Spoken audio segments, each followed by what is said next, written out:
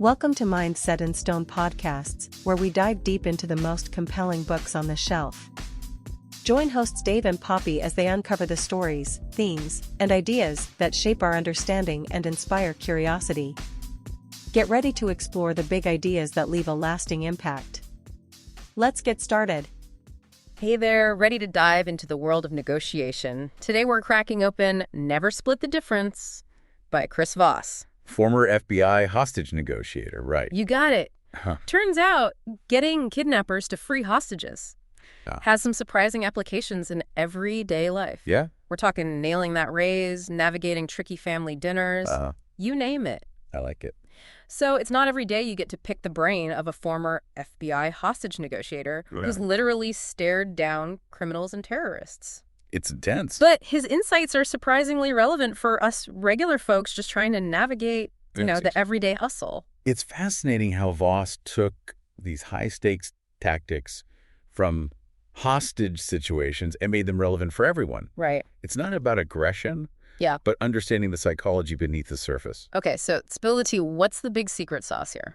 Voss argues that traditional negotiation advice, like aiming for win-win, often falls short because it assumes people are always logical. But we're driven by emotions even when we don't realize it. So ditch logic entirely. Go with my gut feeling every time. Not quite. It's about balancing logic with something Voss calls tactical empathy. Okay. It's about understanding the other person's perspective, not just intellectually, but emotionally. Yeah. Which can be a game changer. That makes sense. Sometimes you can just tell someone's on edge, even if they're trying to play it cool. Right. You're picking up on those unspoken vibes. Exactly. Voss gives you the tools to not just sense those vibes, but use them to your advantage. Okay. One technique he highlights is labeling. Labeling. Where you explicitly acknowledge the other person's emotions. Okay. For example, instead of dancing around their hesitation, you directly address it with something like, "It seems like you're hesitant about this." So by putting their feelings into words, you're not just acknowledging them, but actually disarming the situation and building trust. Absolutely. Research actually shows that labeling emotions shifts brain activity from the fear center to areas associated with rational thinking. Wow. Voss has this crazy story about negotiating with fugitives holed up in an apartment. Okay. Instead of barging in with guns blazing, he stood outside for hours, calmly talking to them. Wait, seriously, he just talked them out? He used tactical empathy. Voss didn't make threats or demands. Right. Instead, he said things like, "It seems like you're worried about going back to jail." Okay. By simply acknowledging their fears, he created a sense of psychological safety, which eventually coaxed them out without any violence. Wow, that's incredible. If it works on hardened criminals, imagine what it could do in our everyday negotiations. Exactly. That's what's so brilliant about Voss's approach. Right. It's all about understanding the human element. And speaking of counterintuitive tactics, Voss is all about the power of no. Oh, yeah. He actually thinks getting to a no early on can be a good thing. I have to admit, that sounds a little strange. It does, doesn't it? Yeah. It's the opposite of what we're usually taught. Yeah. But Voss says that pushing for yes too quickly often leads to a superficial agreement. Okay. They might say yes just to please you, but they don't really intend to follow through. So it's like a false win. Exactly. Voss believes that embracing no allows the other person to feel safe and in control. Okay. Making them more likely to engage authentically. So how do you invite a no without sounding like you're derailing the whole conversation? It's all about the phrasing. Okay. For instance, instead of asking, "Do you have a few minutes to talk?" Right. You could try, "Is now a bad time to talk?" Okay. You're essentially inviting a no, but you're also opening the door for them to suggest a better time. That's brilliant. Right. It takes the pressure off and makes them feel like they're part of the process. Right. That reminds me of something Voss shared about his colleague Marti. Okay. She was incredibly talented, but her supervisor, threatened by her success, Oh, no. would constantly give her impossible tasks, hoping she'd fail. I think we've all worked with someone like that. Right. How did she handle it? Well, she couldn't exactly say no outright. Yeah. Instead, she'd initially agree. Okay. But then, through clever questioning, she'd subtly expose the flaws in his logic, eventually leading him to see her point of view. She basically maneuvered her way to no without ever actually saying the word. That's masterful. It's like she was playing a strategic game of chess, using those initial yeses to disarm her opponent and create an opening for her own ideas. Right. And that's the beauty of Voss's approach. Yeah. He gives you these subtle yet powerful tools to navigate challenging situations with grace. It sounds like he's all about finding those subtle ways to shift the power dynamic without anyone even realizing it. Exactly. It's about understanding the psychology of persuasion and influence. Okay. Speaking of which, Voss has some fascinating insights on how we can do that effectively. Okay. For one, he stresses the importance of aiming for, "That's right," not just a simple yes. I love that. It's so true. A yes can be meaningless, just a way to end the conversation. Right. But "that's right" implies they understand and genuinely agree with you. Yes. Voss uses a great example with his son, Brandon, Okay. who was a talented football player, but had a habit of trying to run through blockers instead of around them. Yeah. No matter how many times Voss tried to explain the importance of agility and strategy, Brandon would just say, "You're right," Yeah. but then go straight back to his old ways. Because he never truly owned the conclusion. Right. He was just superficially agreeing to end the conversation. Exactly. But Voss then talks about one of his Korean students who was trying to negotiate a new job within his company. Okay. He desperately wanted to work in the consumer electronics division, Okay. but company policy seemed to be blocking his request. Yeah. However, through carefully crafted questions, he was able to figure out his old boss's true motivations. Okay. And that's when he got that crucial "that's right" moment. By listening closely and asking the right questions, Yeah. he was able to steer the conversation in a way that addressed his boss's needs while also achieving his own goals. Right. It's about uncovering those hidden motivations, those black swans, as Voss calls them. Black swans. Yeah. Okay, I have to explain you one. So imagine a black swan. Okay. You assume all swans are white, Right. and then boom, a black swan pops up and completely shatters your assumptions. Right. In negotiations, black swans are those hidden pieces of information. Okay. Hopes, fears, unspoken constraints. Yeah. That, once revealed, can dramatically shift the negotiation in your favor. So by unearthing that hidden motivation, that black swan, you completely change the game. Exactly. Wow. And Voss gives this crazy example of a hostage situation in Charleston. Okay. He was able to get the kidnappers to release the hostage for a fraction of their initial demand, Wow. just by figuring out that the seller was under immense financial pressure. Wow. That's incredible. It really highlights how much we can miss when we're so focused on the surface level details. Absolutely. There's always more than meets the eye. Yeah. Voss encourages us to be more like detectives, constantly looking for those hidden clues that can unlock a breakthrough. Speaking of unlocking breakthroughs, let's talk about another one of Voss's key concepts: calibrated questions. Calibrated questions are all about using open-ended inquiries, Okay. often starting with how or what, Yeah. to subtly guide the conversation towards your desired outcome. Okay. The beauty of this technique is that it makes the other party feel like they're in control Uh-huh. while you're actually framing the discussion. It's like you're planting seeds of doubt or inspiration without them even realizing it. Right. Instead of accusing someone of being unreasonable, Voss suggests you ask, "What are you trying to achieve here?" Precisely. By shifting the focus from blame to understanding, Yeah. you open up the conversation and create a space for collaboration. Yeah. It reminds me of this intense story Voss tells about a kidnapping in Ecuador. Oh. A man named Jose was kidnapped while on vacation with his family, Oh, no. and the kidnappers demanded a massive ransom. Oh, gosh. His wife, Julie, was terrified, but Mhm. she refused to give in to their demands. Wow. Instead, armed with Voss's techniques, she decided to negotiate with the kidnappers herself. This sounds like something out of a movie. What did she do? She started asking calibrated questions. Like what?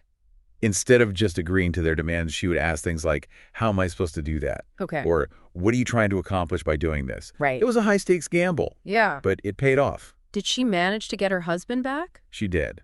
By persistently asking these calibrated questions, she was able to chip away at the kidnappers' resolve and buy precious time. Wow. In the end, she managed to negotiate the ransom down significantly, Wow. securing her husband's release. Wow. That's a testament to the power of staying calm under pressure and using the right words. I can't believe how much we've already covered.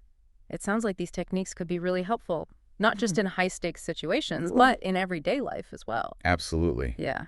These are skills that can benefit anyone Yeah. in any profession, Right. in any social interaction. Yeah. It's about understanding human psychology and using that knowledge to communicate more effectively and build stronger relationships. I love it. It's like Voss says, negotiation is not about defeating the other side. It's about getting them to beat themselves by exposing their weaknesses and biases. Okay, that sounds a little intense. Right. But I get what you mean. So how do we do that? How do we use their own psychology against them? In an ethical way, of course. The one tactic Voss talks about is bending your counterpart's reality. That sounds a bit manipulative, like some kind of Jedi mind trick. Not at all. It's not about trickery. Okay. It's about understanding how our brains perceive value and then using that knowledge ethically to nudge the negotiation in your favor. Okay. Take anchoring, for example. Anchoring, like a boat. Exactly. Okay. Think of an anchor setting a reference point. Right. In negotiation, the first number put on the table, even if it's outrageous, Yeah. acts as an anchor, influencing all subsequent offers. So if you start really high, you're setting the bar high. Precisely. It instantly changes the other side's perception of what's possible. Wow. Voss tells this wild story about negotiating the release of a kidnapped woman in Haiti, Okay. where kidnapping was rampant. Oh no, this is giving me anxiety just thinking about it. The kidnappers demanded $150,000, and her family was ready to pay. But Oh my gosh. Voss's team noticed a pattern. Kidnappers were always more desperate to settle as the weekend approached, probably eager to enjoy their ill-gotten gains. Makes sense. So they stalled for time. Exactly. They ran out the clock until Friday, Okay. using those calibrated questions to keep the kidnappers engaged. Right. Then they countered with a ridiculously low offer, $3,000. Whoa. That's ballsy. Did it work? The kidnappers were floored. I bet. They countered, but the anchor was set. Right. They went from $150,000 to $10,000, then $7,500. Eventually, they settled for just over $4,700 and a portable CD player. Wow. They really got them down. That's a powerful example of anchoring in action. Right. So start with a number, even an outrageous one, to set the stage. Yeah. Got it. It's about shifting their perception, Right. not necessarily being completely unreasonable. Right. Voss also talks about pivoting to non-monetary terms to sweeten the deal. Okay. It could be anything from extended warranties to preferential treatment. Like throwing in some bonuses that don't cost you much but feel valuable to them. Exactly. It's about getting creative to make your offer irresistible. I love it. So we've got anchoring and sweetening the deal. What else? Well, there's a whole structured approach Voss calls the Ackerman model that's designed to get you your target price. Okay, break that down for me. Is this about starting high and gradually coming down? Not quite. Okay. With the Ackerman model, you make your first offer at 65% of your target price. Yeah. Then you bump it up to 85%, then 95%, Yeah. and finally 100%. Why those specific percentages? It creates this illusion of significant movement on your part while still keeping you within your desired range. Okay. It also reinforces that your final offer is truly your limit. It's like a psychological dance. You're creating an illusion of progress and finality. Yes. I like it. Voss also emphasizes using non-round numbers. I never would have thought of that. Instead of saying $2,000, you say $1,987. Okay. It sounds more deliberate, less negotiable. It's like you've done your research, crunched the numbers, and arrived at this very specific figure. Right. I can see how that would make a difference. Right. Okay, so we've covered a lot of tactics, but let's go back to those black swans. Yeah. It seems like finding them is crucial for gaining an edge. Absolutely. Voss tells this heartbreaking story about a hostage situation in Rochester, New York, Okay. where they missed a crucial black swan. Oh, no. It was the case of William Griffin, the first hostage taker in the U.S. to kill a hostage on a deadline. Oh, wow, that's awful. The negotiators couldn't understand his unpredictable behavior. Right. What they didn't know, Yeah. because they didn't fully grasp a note he'd had a hostage read, Okay. was that he had a history of violence and a death wish. So if they had just paid closer attention, they might have been able to save lives. That's what's so tragic about it. Right. It's a stark reminder that we can't afford to let preconceived notions blind us to crucial information, Yeah. even if it seems crazy at first. So how do we get better at spotting those black swans? It's about active listening, Okay. paying attention to those subtle cues, Yeah. and being open to information that challenges our assumptions. Right. It's also about understanding our counterpart's religion. Hold on. We're not talking about their actual religious beliefs. Right, not necessarily. Nice. Voss is talking about their deeply held beliefs, their guiding principles. These often dictate their actions, even if they're not consciously aware of it. You're saying everyone has a religion when it comes to negotiation. Yeah. They have their non-negotiables, their lines in the sand. It's like in that story we discussed earlier, the one with the tobacco farmer standoff. Right. They were able to peacefully resolve the situation by tapping into the farmer's strong religious beliefs. Exactly. By understanding those beliefs, they found the key to communicating effectively and building trust, which ultimately led to a peaceful resolution. It's about speaking their language, connecting on a deeper level. Yes. I'm starting to realize that successful negotiation is less about manipulation and more about understanding. Right. It's about empathy. Yes. Active listening. Yeah. And finding that common ground. Right. Okay, so we've talked about tactics. Yes. But what about sealing the deal? Right. That's where all your preparation and strategy come together. Yeah. It's about making sure the agreement is actually implemented and both parties feel good about the outcome. Voss stresses the importance of getting to how, not just yes. What does that mean? A yes without a plan is meaningless. Right. Voss has this incredible story about a kidnapping where a young boy named Alistair was taken. Oh no, not another kidnapping. This is stressful. And the kidnappers were demanding a huge ransom. Yeah.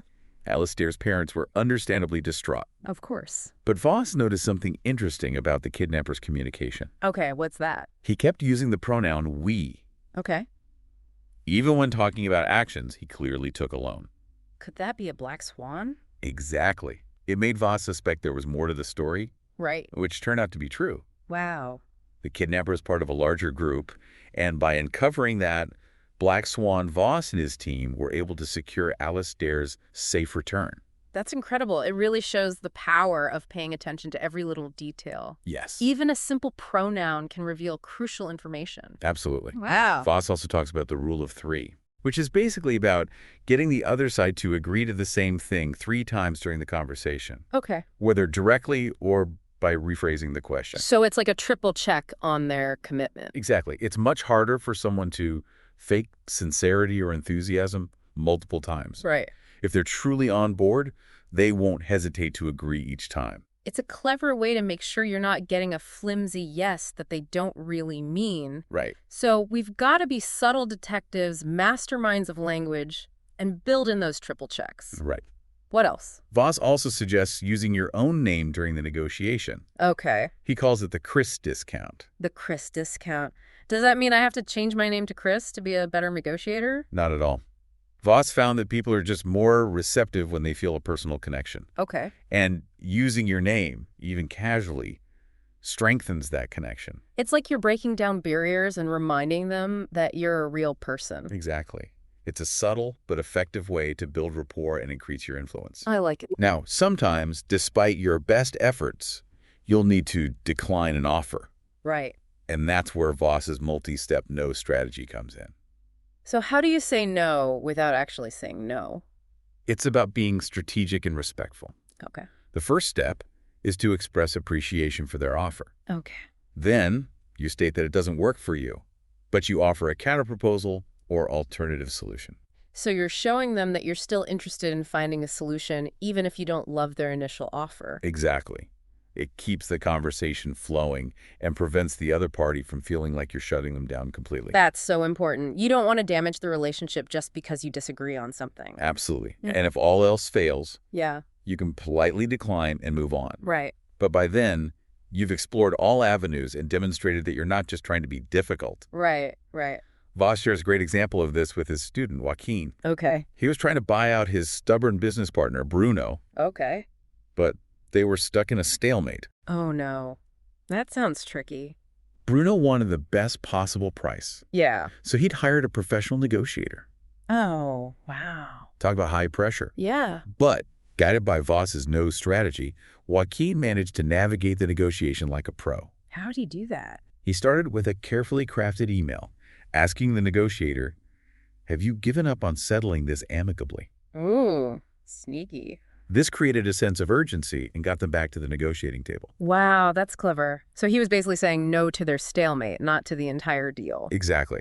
And by following the rest of the steps, Yeah. Joaquin was able to get Bruno to accept a price well below his initial demand. It goes to show that even when things seem impossible, there's always a way to navigate the situation effectively and achieve a win-win outcome. It's about understanding human psychology, using emotional intelligence to your advantage and finding those creative solutions that work for everyone involved. It's amazing how one book can pack in so many practical strategies. I feel like we've barely scratched the surface, but my mind is already buzzing with ways to use these techniques. Voss really delivers. Yeah. And the real-life examples make all the difference.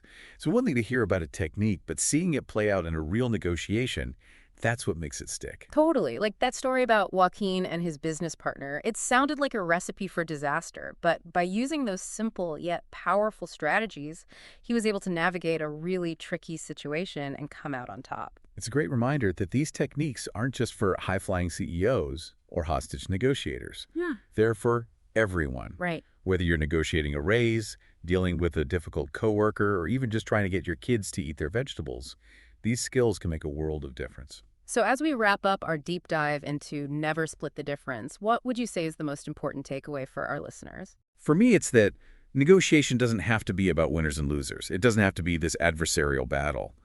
Voss shows us that it's about understanding, finding common ground, and ultimately creating win-win solutions. It's about shifting your perspective from, I need to win at all costs, to how can we both walk away from this feeling good? Exactly.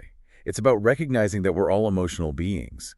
And by tapping into those emotions, both our own and the other person's, we can unlock far more collaborative and mutually beneficial outcomes. It's like we've been handed this incredible toolkit, but instead of hammers and screwdrivers, it's filled with empathy, calibrated questions, and the power of no. And the best part, these are skills you can continue to hone and refine throughout your life. The more you practice, the more natural and effective they become. So if you're ready to step up your negotiation game, whether you're facing down a high-stakes business deal or just trying to decide on dinner plans with your partner, Never Split the Difference is an absolute must-read. It's a game changer for sure. This deep dive has given us a lot to think about, wouldn't you say? Absolutely. Yeah. It's definitely challenged some of my assumptions about negotiation and given me some powerful new tools to try out. Me too. And for our listeners out there who might be feeling a little overwhelmed by all these techniques, just pick one or two that resonate with you and start practicing them in your everyday life. Yeah. You might be surprised at the results. I agree. Start small, be observant, and most importantly, have fun with it. Negotiation can be an exciting and rewarding process when you approach it with the right mindset. So as Chris Voss would say, go out there, embrace the power of no. Don't be afraid to ask calibrated questions. And above all else, approach every negotiation with empathy and a genuine desire to find a solution that works for everyone. Happy negotiating. We hope you're leaving with fresh insights and a spark of inspiration. Remember to subscribe, leave a review, and check back for more episodes as we dive into new worlds of thought, one book at a time. Until then, keep your mind set in stone and your curiosity open. This has been a Big L Riz Media podcast, where big ideas meet lasting impressions.